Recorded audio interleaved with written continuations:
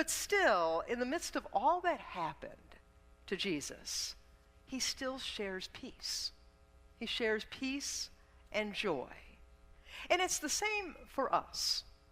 In the midst of all the challenges that are going on in our own lives, and certainly going on in our country and our world, it's good to share joy. It's good to share laughter. The point of the Easter laughter is simple. It recognizes that death is not the end of our story.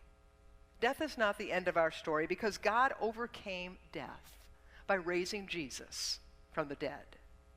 Laughter echoing through the church during the Easter season really is a tangible witness to the joy of the resurrection.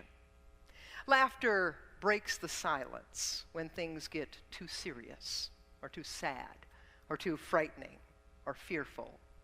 And laughter helps people relate to one another, no matter the language, no matter our different beliefs.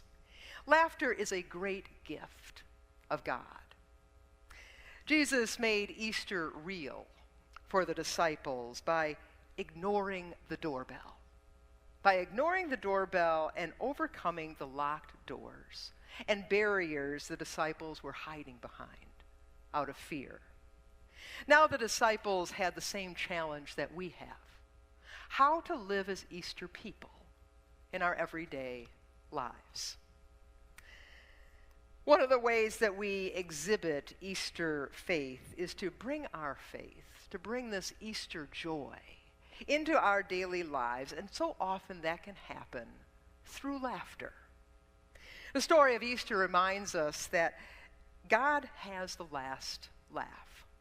God has the last laugh. The Easter laughter is our way of affirming that God's love does not stop, that God's love is with us in the midst of our doubts and in the midst of our fears.